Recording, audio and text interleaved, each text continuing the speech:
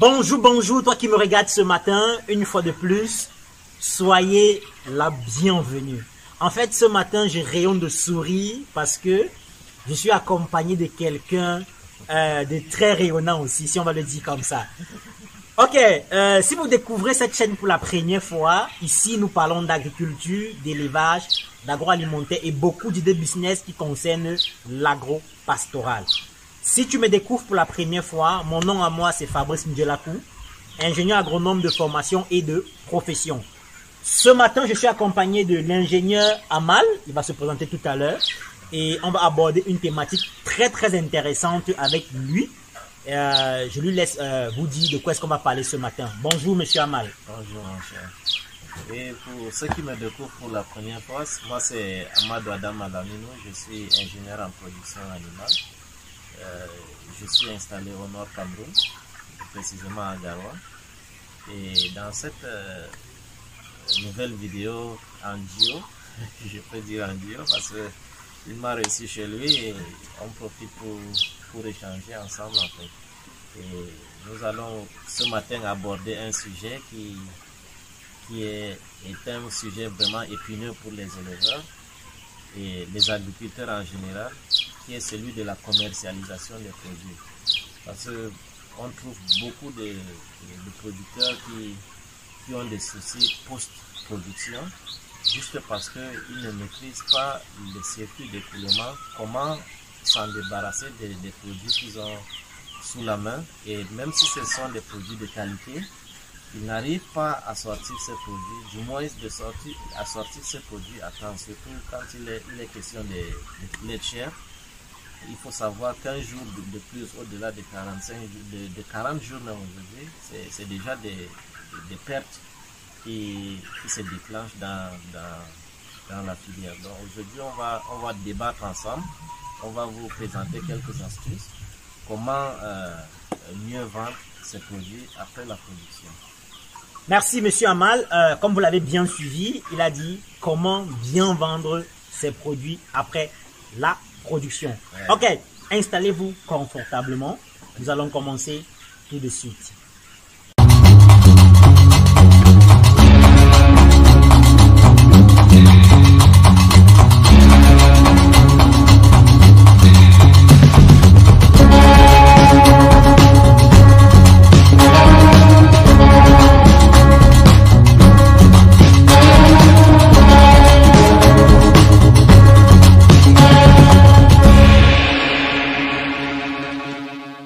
Une fois de plus, soyez les bienvenus. Nous allons commencer tout de suite. Alors, monsieur Amal, quelles sont les stratégies que ce matin vous pouvez donner à tous ceux qui produisent, que ce soit en élevage ou en agriculture? Comment faire pour véritablement vendre ces produits sans trop se casser la tête, si on peut dire ça comme ça? C'est bien de penser parce que produire c'est bien, mais vendre sa production c'est encore mieux. À l'école, on nous a toujours parlé, il faut vendre avant de produire, mais concrètement sur le terrain, est-ce que c'est réel? Est-ce que c'est faisable de vendre avant de produire? En fait, moi, la stratégie, je parle de moi, je parle de nous, en fait, ma structure et moi, qu'est-ce que nous faisons? Aujourd'hui, avec l'Internet, c'est un atout. En fait, c'est une bénédiction, j'ai toujours l'habitude de dire. C'est une bénédiction pour celui qui sait mieux l'utiliser. Il y a deux catégories de clientèle. Si vous voulez vendre avant de produire, vous avez deux catégories de clientèle. Il y a ce qu'on appelle le warm customer. En anglais, c'est-à-dire, si je veux traduire mot à mot, c'est le client chaud en fait. Et il y a le cool customer. Ouais. Le cool customer, c'est celui qui n'est pas encore, je donne la définition des deux. Le premier, c'est d'abord tes proches. Oui. Les membres de la famille, si vous êtes bien avec les amis et la famille. Utilisez le répertoire de votre téléphone pour tous ceux dont vous avez le contact. Vous passez le message, voilà, en telle période j'aurai telle production, que ce soit du poulet, que ce soit des ignames, que ce soit quel qu'en soit ce que vous voulez produire. Vous les lancez vos petites annonces avant que vous lancez votre production. C'est-à-dire votre activité de production, vous ne l'aviez pas encore faite, mais vous lancez déjà des campagnes publicitaires à votre répertoire en fait. Maintenant, votre répertoire, vos contacts que vous avez eu à passer l'information ont aussi des répertoires que vous n'aviez pas forcément. Là maintenant, c'est la deuxième phase de la clientèle que vous avez en eux vont vous aider à faire des publicités. Si vous avez 10 personnes dans votre famille et que ces 10 personnes, chacune de ces personnes a 15 personnes, ça veut dire que les 10 personnes que vous avez contactées vont vous rapporter 150 personnes. 150 personnes, oui. Voilà. Que vous avez déjà communiqué, mais vous n'avez pas encore le produit en main. Vous avez déjà un nombre de personnes qui sont au courant que telle personne va produire tel produit en telle période. Vous avez enclenché le processus. Maintenant, vous vous lancez dans votre production proprement dit. Il est aussi important pour vous de chercher d'autres personnes qui font la même chose que vous. Pourquoi? Parce que il peut arriver qu'avant la période que vous avez donnée, que vous allez mettre sur le marché vos produits, qu'il y ait quelqu'un qui puisse être intéressé à ce produit, mais que vous n'êtes pas encore prêt. Au lieu de mettre la personne en contact avec celle qui produit la même chose que vous allez vers la personne, vous prenez son produit pour offrir, pour vendre à la personne. Vous êtes déjà rentré dans le circuit de commercialisation.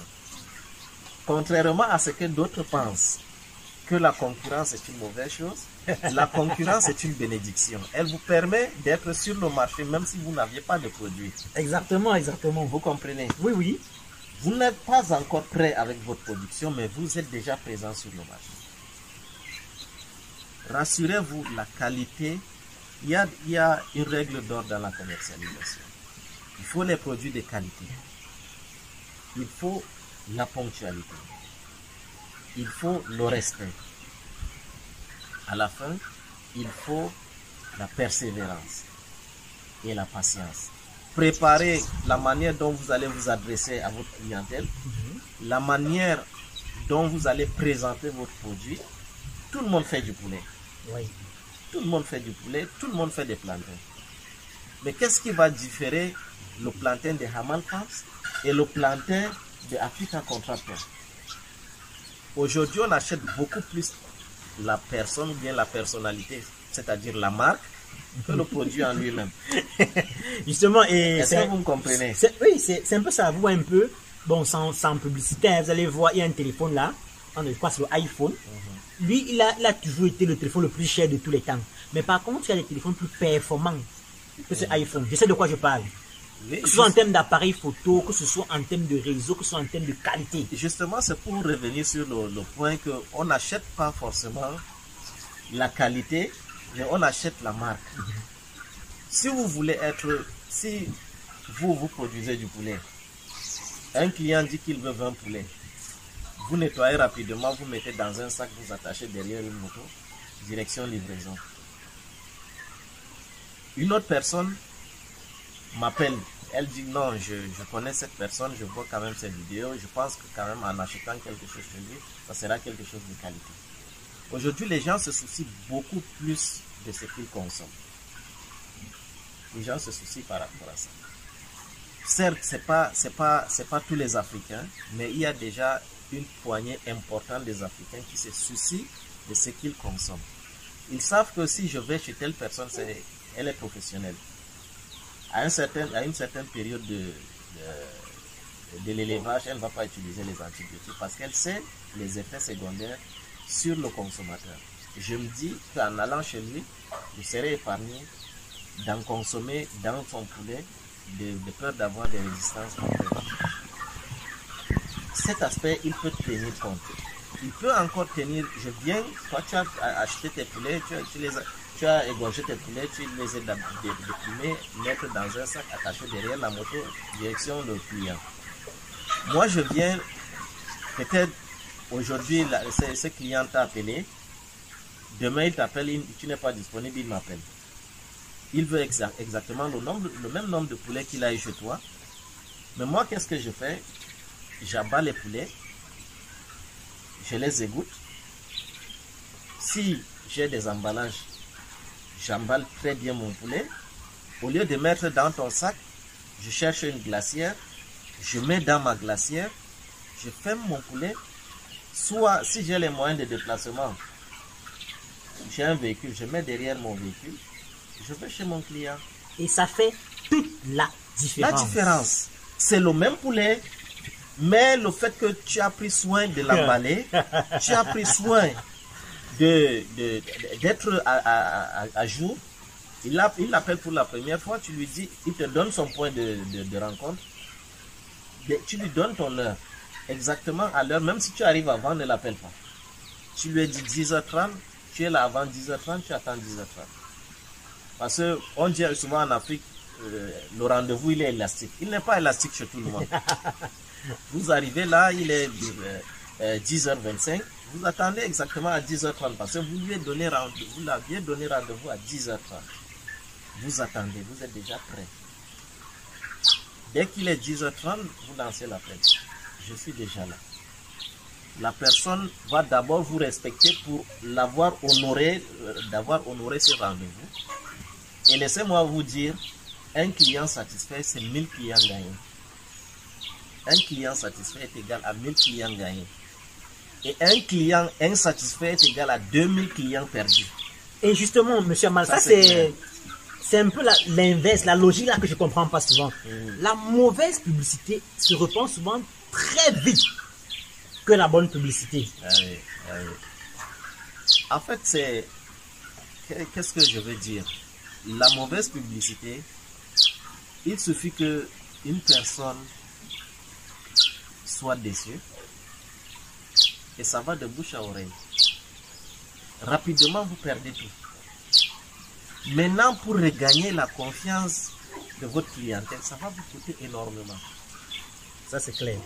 Ça va vous coûter énormément. C'est le pourquoi vous voyez souvent les grandes firmes, quand ils font dans la publicité, je prends par exemple le cas de Coca-Cola. Vous savez combien Coca-Cola dépense par an pour la publicité? C'est plus de 30% de ces recettes qui vont dans la publicité. Pourquoi? Parce que s'il y a des effets néfastes quelque part, ça chute. Récemment, il y a, je pense que c'était le joueur Cristiano Ronaldo. Cristiano Ronaldo est venu pour une rencontre. Tous les médias étaient là. Avant qu'il ne soit là, avant qu'il ne s'installe, il y avait une bouteille de soda. Quand il est venu, il a pris simplement l'acte. Regardez un peu l'acte. Il a pris la bouteille de soda, il a déposé, il a pris la bouteille d'eau, il a posé. Juste cet acte, en moins d'une heure. Oui, Coca-Cola a perdu énormément d'argent. Énormément d'argent. C'est pour dire quoi? Il faut savoir qu'un client perdu est égal à 2000 clients. Un client insatisfait est égal à 2000 clients perdus. Ça, c'est dans nos contextes, hein, parce qu'on est encore des petits, on n'a pas des audiences un peu très élevées. Mais lorsque vous avez un client satisfait, il va vous mettre en contact avec un autre client qui va continuer à partir. Et sans vous rendre compte, juste le petit effort que vous avez fait entre l'emballage, la qualité de votre produit de départ, son emballage, votre ponctualité et votre disponibilité, ces 4 points feront de la publicité pour vous sans toutefois dépenser votre argent dans la publicité. Exactement. Donc il est très important d'être honnête dans tout ce qu'on fait. Il est très important d'être propre et surtout respecter sa clientèle. Vraiment, on va dire un grand merci à Monsieur Amal. Et je crois que dès aujourd'hui, vous allez commencer à bien utiliser vos statuts WhatsApp. Parce que beaucoup d'entre nous ont les statuts WhatsApp pour montrer quand ils boivent la bière, comment ils mangent, comment ils s'habillent, quand ils partent en boîte, quand ils partent rendre visite, quand ils partent au mariage. Or, vous êtes propriétaire d'un projet agricole, vous n'avez jamais posté une photo de votre champ, ou de votre ferme, ou de votre poisson, ou de votre bœuf, je ne sais trop quoi. comment est-ce que les gens sauront même que vous faites dans ça? Donc tout commence par là. Merci Monsieur Amal, merci. C'est moi qui vous remercie. Donc, et surtout merci d'être aussi patient que ça, on a été plus long qu'on l'a annoncé. les abonnés seront cléments envers nous. Vraiment, merci d'avoir regardé cette vidéo. N'oubliez pas de liker, de partager et surtout, dites-nous ce que vous en pensez dans les commentaires. Et peut-être on refera encore des vidéos pour vous, pour davantage vous édifier en fonction de vos demandes dans les commentaires. Le meilleur reste à venir. Ciao et à la prochaine. Merci d'être resté jusqu'à la fin et à très bientôt.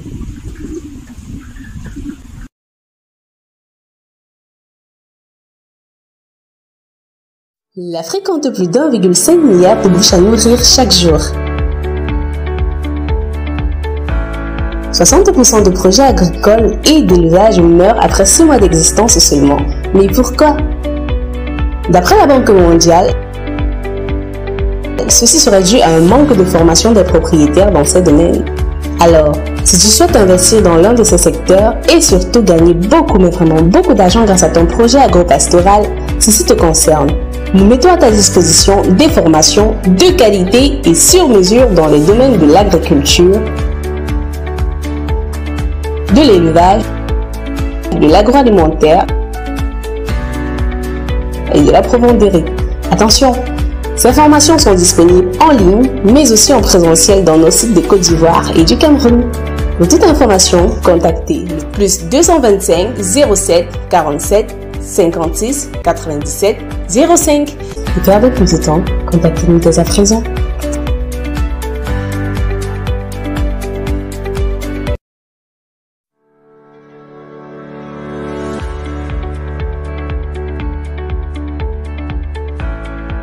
Si vous vous sentez concerné par les termes agriculture,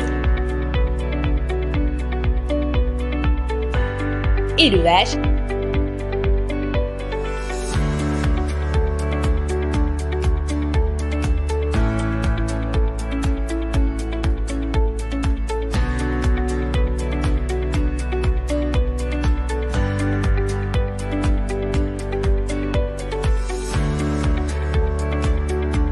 et agroalimentaire, ça tombe bien car j'ai une bonne nouvelle pour vous. Depuis quelques années, SMVO TV a ouvert ses portes avec pour but premier d'offrir des formations de qualité, des gestions de projets et des accompagnements sur mesure dans les domaines de l'agriculture, de l'élevage, de l'agroalimentaire et même de l'entrepreneuriat. Aussi, ils sont experts en rédaction et montage des projets dans les domaines précités. Alors, si vous aviez peur de vous lancer dans l'un de ces domaines, faites-vous désormais tenir la main par des professionnels et bénéficiez d'une vraie expérience d'accompagnement projet ou d'apprentissage. Vous aussi, vous pouvez détenir votre ferme et réussir. Mais il ne s'agit malheureusement ni de chance ni de hasard, mais de science. Alors, faites-vous former. Perdez plus de temps. Contactez-les dès à présent.